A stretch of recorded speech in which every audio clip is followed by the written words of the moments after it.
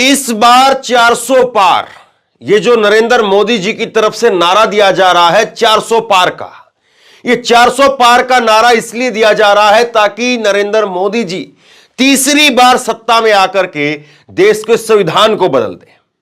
और ये खुलासा, ये बात किसी और ने नहीं कही है बल्कि बीजेपी के कद्दावर नेता, 6 बार के सांसद अनंत हेगड़े, कर्नाटका से बीजेपी के सांसद अनंत हेगड़े, उन्होंने इस बात को कहा है कि हमें इस बार मोदी जी की 400 पार करवानी है।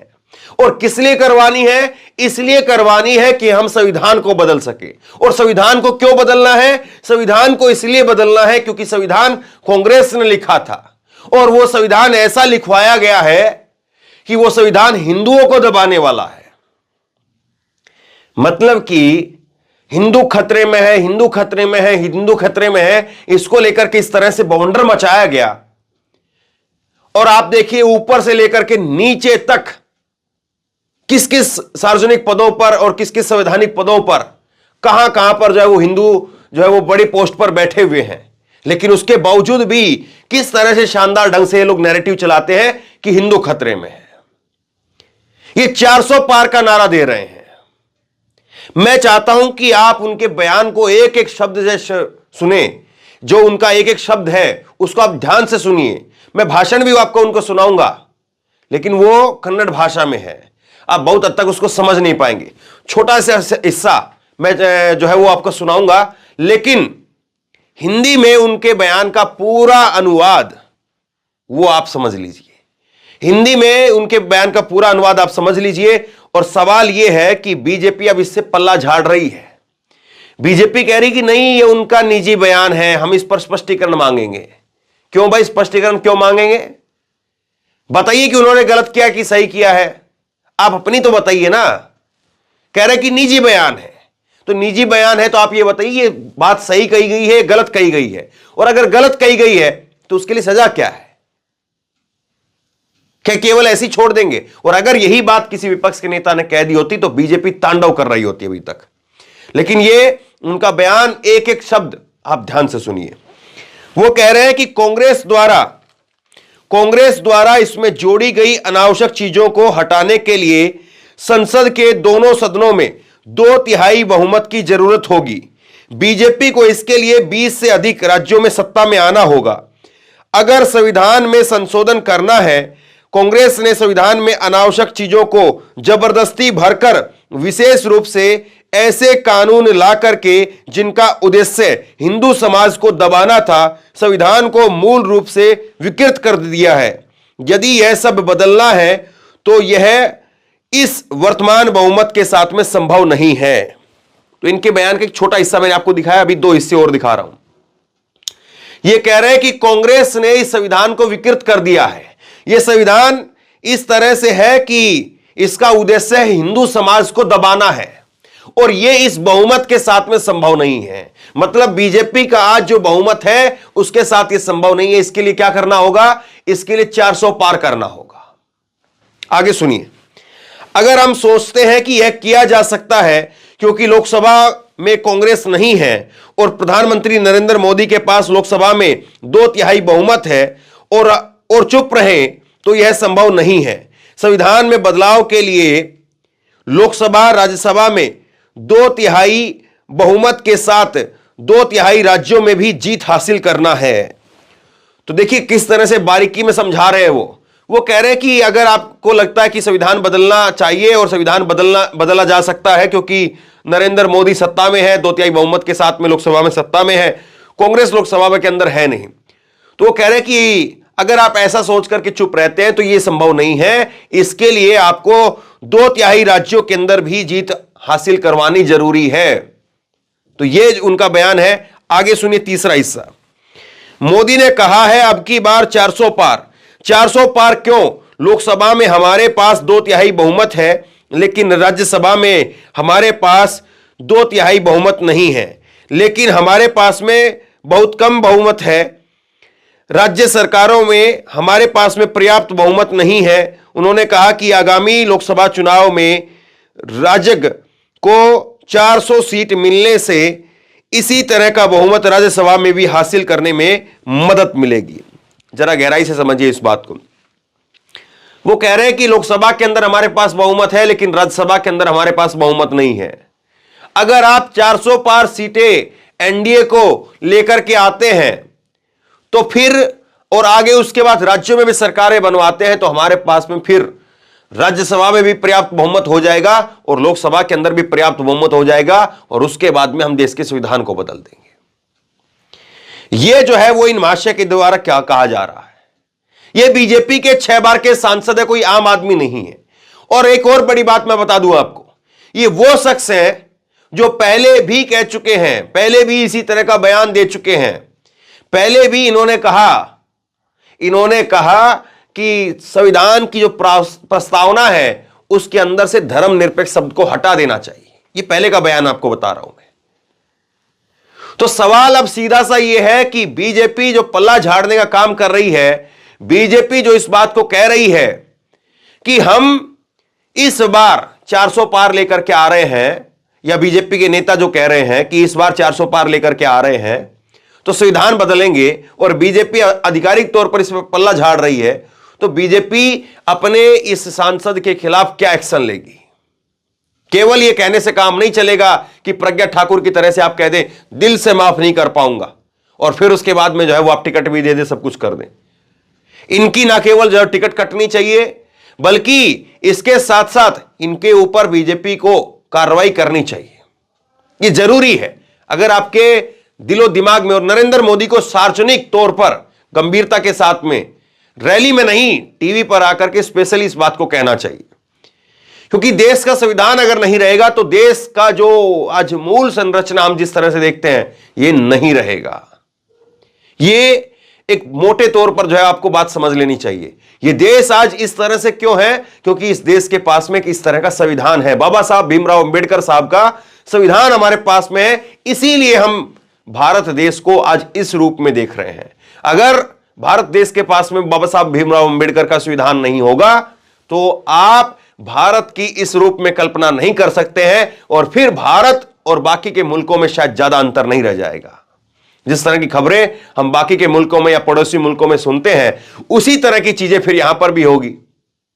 तो जो ये बाबा साहब भीमराव अंबेडकर का जो संविधान है उसको बीजेपी बदलने पर आमादा क्यों है? और इससे पहले इसी तरह से डॉक्टर विवेक देबरॉय ने भी इसी तरह से बात कही थी, बाद में उन्होंने माफी मांग ली थी। तो यह सवाल यह है कि यह केवल और केवल जो है इस बात को इसलिए बार बार कहा जा रहा है कि इस बात को कह करके ये लोग देखना चाह रहे हैं कि लोग इस पर क्या रिएक्शन करते हैं, और लोग अब इसके लिए कितने तैयार हो गए हैं। मैं चाहता हूं छोटा सा आप हिस्सा जरा सुन लीजिए एक बार कि किस तरह से देश के संविधान को बदलने की बात कर रहे हैं। ಮೋದಿ ಅವರು ಒಂದು ಮಾತನ್ನ ಹೇಳಿದರು, ಅಬ್ ಕಿ ಬಾರ್ 400 ಪಾರ್, ಈ ಬಾರಿ 400ಕ್ಕೂ ಹೆಚ್ಚು ಸೀಟನ್ನು ಗೆಲ್ಲಬೇಕು ಅಂತ ಅವರು ಹೇಳಿದ್ದಾರೆ. ಯಾಕೆ 400 ಯಾಕೆ? ನಮಗೆ ಲೋಕಸಭೆಯಲ್ಲಿ ಬಹುಮತ ಇದೆ, 2/3 ಮೆಜಾರಿಟಿ ಇದೆ. ರಾಜ್ಯಸಭೆಯಲ್ಲಿ ನಮಗೆ 2/3 ಮೆಜಾರಿಟಿ ಇದೆ, ಅಲ್ಪ ಬಹುಮತ ಇದೆ. ರಾಜ್ಯ ಸರ್ಕಾರಗಳಲ್ಲಿ ನಮಗೆ ಬೇಕಾಗಿರ್ತಕ್ಕಂಥ ಬಹುಮತ ಇಲ್ಲ. ಸಂವಿಧಾನವನ್ನ ತಿದ್ದುಪಡಿ ಮಾಡಬೇಕಾದ್ರೆ ಏನು ಮೂಲಭೂತವಾಗಿ ಸಂವಿಧಾನವನ್ನ ಸಂಪೂರ್ಣವಾಗಿ ತಿರುಚಿದ್ರು ಕಾಂಗ್ರೆಸ್ನವರು, ಅದರಲ್ಲಿ ಬ್ಯಾಡದೇ ಇರೋದನ್ನೆಲ್ಲ ತುರುಕಿದ್ರು, ವಿಶೇಷವಾಗಿ ಇಡೀ ಹಿಂದೂ ಸಮಾಜವನ್ನ ದಮನಿಸುವಂತಹ ರೀತಿಯಲ್ಲಿ ಕಾನೂನನ್ನು ತಂದಿಟ್ಟಿದ್ರು. ಇದೆಲ್ಲವೂ ಬದಲಾಗಬೇಕಾದ್ರೆ ಈ ಮೆಜಾರಿಟಿಯಲ್ಲಿ ಆಗುವುದಿಲ್ಲ. ಲೋಕಸಭೆಯಲ್ಲಿ ಕಾಂಗ್ರೆಸ್ ಇಲ್ಲ, ಲೋಕಸಭೆಯಲ್ಲಿ ಮೋದಿ ಅವರು 2/3 ಮೆಜಾರಿಟಿ ಬಂದಿದ್ದಾರೆ, ಮಾಡಲಿ ಅಂತ ಬಿಟ್ಟರೆ ಮಾಡ್ಲಿಕ್ಕೆ ಆಗುದಿಲ್ಲ. ನಮಗೆ ಲೋಕಸಭೆಯಲ್ಲೂ ಮೆಜಾರಿಟಿ ಬೇಕಾಗುತ್ತೆ, ರಾಜ್ಯಸಭೆಯಲ್ಲಿಯೂ ಕೂಡ 2/3 ಮೆಜಾರಿಟಿ ಬೇಕಾಗುತ್ತೆ, ರಾಜ್ಯ ಸರ್ಕಾರಗಳಲ್ಲಿಯೂ 2/3 ಮೆಜಾರಿಟಿ ಬೇಕಾಗುತ್ತೆ. ಮೊನ್ನೆ ರಾಜ್ಯಸಭಾ ಚುನಾವಣೆ ನಡೆಯಿತು कर्नाटकದಲ್ಲಿ 3 तो ये बातें हो रही है देश के संविधान को बदलने की, और इस पर कुछ राजनीतिक जो प्रतिक्रियाएं निकल करके सामने आई है, मैं एक बार आपको फटाफट एक बार आपको वो दिखा देता हूं ताकि बहुत क्लैरिटी के साथ में हम इन चीजों को समझ सकें। राहुल गांधी ने इसको लेकर के ट्वीट किया है, भाजपा सांसद का बयान है कि उन्हें 400 सीट संविधान बदलने के लिए चाहिए। नरेंद्र मोदी और उनके संघ परिवार के छिपे हुए मंसूबों को सार्वजनिक ऐलान है, छिपे हुए मंसूबों का सार्वजनिक ऐलान है। नरेंद्र मोदी और भाजपा का अंतिम लक्ष्य है बाबा साहेब के संविधान को खत्म करना। उन्हें न्याय, बराबरी, नागरिक अधिकारों और लोकतंत्र से नफरत है। समाज को बांटना, मीडिया को गुलाम बनाना, अभिव्यक्ति की आजादी पर पहरा और स्वतंत्र संस्थाओं को पंगु बना करके विपक्ष को मिटाने की साजिशों से वो भारत के महान लोकतंत्र को संकीर्ण तानाशाही में बदलना चाहते हैं। हम आजादी के न्यायिकों के सपनों के साथ में ये षड्यंत्र सफल नहीं होने देंगे। अंतिम सांस तक संविधान से मिले लोकतांत्रिक अधिकारों की लड़ाई लड़ते रहेंगे। संविधान का हर सिपाही, विशेष रूप से दलित, आदिवासी, पिछड़े और अल्पसंख्यक जागें, अपनी आवाज उठाएं इंडिया के साथ। यह राहुल गांधी की तरफ से ट्वीट किया गया है कि ये इनकी जो मंसूबे हैं वो सार्वजनिक हो गए हैं। इनके मंसूबे यही हैं कि 400 सीट इस बार लेकर के आएंगे और संविधान बदल देंगे और फिर उसके बाद में हो सकता है कि एक ही सरकार रहे। फिर जिस तरह से हमारे देश में डेमोक्रेटिक तरीके से, लोकतांत्रिक तरीके से चुनाव होते हैं वो भी ना हो। फिर एक ही सरकार, एक ही जो है वो प्रधानमंत्री जो है वो हो सकता है कि ऐसा रहे। तो ये अब विपक्ष जो है वो लगातार इस बात को लेकर के लोगों को आगाह करने का काम कर रहा है, लोगों को जगाने का काम कर रहा है कि देखिए, जागिए जागिए, संविधान का हर सिपाही, विशेष रूप से दलित, आदिवासी, पिछड़े और अल्पसंख्यक। जाहिर सी बात है, जो आदमी कमजोर है उसी की लाठी और उसी का सबसे बड़ा सहारा संविधान है। और संविधान अगर खतरे में है तो विशेष तौर पर जो कमजोर तबका है देश के अंदर, गरीब तबका है देश के अंदर, वो फिर खतरे में है। इसके बाद में आरजेडी की तरफ से जो है इस पर कहा गया है, बहुजनों संभल जाओ। भाजपा सांसद अनंत हेगड़े कह रहे हैं कि अगर भाजपा 400 सीट लाई तो संविधान बदल दिया जाएगा। मतलब ना आपके बच्चों को आरक्षण मिलेगा, ना वे समान नागरिक होंगे और ना ही सरकार व कानून की नजर में आपके और आपके बच्चों के पास में समान अधिकार होंगे। सुनिश्चित करें कि दलित, पिछड़े, आदिवासियों का एक भी वोट जातिवादी, मनुवादी भाजपा को नहीं मिले, चाहे बीजेपी की ओर से मुखौटा बन करके SC, ST, OBC कैंडिडेट ही क्यों ना खड़ा हो। तो बहुत सीधी बात बगैर लाग लपेट के यहां पर आरजेडी ने कही है। आरजेडी ने कही है कि यह सीधे तौर पर इनका ऐलान है कि 400 सीट आया तो संविधान को बदल देंगे। आगे वो कह रहे हैं कि आपके बच्चों का आरक्षण नहीं बचेगा तब, क्योंकि संविधान के तहत ही हमें आरक्षण मिला हुआ है। फिर आरक्षण नहीं बचेगा, आपके बच्चे समान नागरिक नहीं होंगे, दोयम दर्जे के नागरिक, दूसरे दर्जे के नागरिक जो आपके बच्चों को बना दिया जाएगा। सरकार और कानून की नजर में आपके बच्चे के समान अधिकार नहीं होंगे। इस बात को जो वो कह रहे हैं, सुनिश्चित करें, इस बात को सुनिश्चित करें कि दलितों का, पिछड़ों का, आदिवासियों का एक भी वोट मनुवादी, जातिवादी भाजपा को नहीं मिले, चाहे बीजेपी की ओर से कोई SC, ST, OBC का कैंडिडेट ही क्यों ना मुखौटा लगा करके खड़ा कर दिया जाए। तो आरजेडी की तरफ से बिल्कुल साफ एक बात जो इसमें कही गई है और बाकी की पार्टियां इसमें घुमा फिरा करके बात कहती हैं, लेकिन बीजेपी ने अपनी मंशा जाहिर कर दी है।